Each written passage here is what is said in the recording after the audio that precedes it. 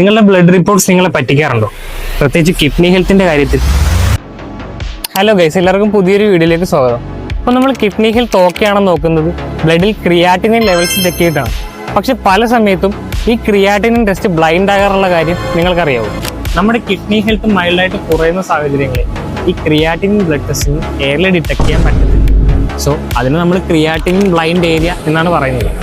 മാത്രമല്ല, നമുക്ക് muscle mass കൂടുന്ന സാഹചര്യങ്ങളിലും നാച്ചുറലി ഈ ക്രിയാറ്റിൻ ലെവൽസ് കൂടാം. അതും കിഡ്നി ഡാമേജ് ആയിട്ട് തെറ്റിദ്ധരിക്കപ്പെടാം. നമുക്ക് കിഡ്നി ഹെൽത്ത് മോണിറ്റർ ചെയ്യാൻ പറ്റിയ ഏറ്റവും ആക്യുറേറ്റ് ആയിട്ടുള്ള ഒരു മാർക്കറാണ് സിസ്റ്റാറ്റിൻ സി. സിസ്റ്റാറ്റിൻ സി എന്താണെന്ന് വെച്ചാൽ നമ്മുടെ ബോഡിയിൽ നാച്ചുറലി ആൻഡ് കോൺസ്റ്റന്റ് ആയിട്ട് പ്രൊഡ്യൂസ് ചെയ്യുന്ന ഒരു പ്രോട്ടീനാണ്. നമ്മുടെ കിഡ്നി ഹെൽത്തിൽ ഉണ്ടാകുന്ന മൈനർ ചേഞ്ചസ് പോലും നമുക്ക് ഈ സിസ്റ്റാറ്റിൻ സി ബ്ലഡ് ടെസ്റ്റിലൂടെ എയർലി ഡിറ്റക്ട് ചെയ്യാൻ പറ്റും.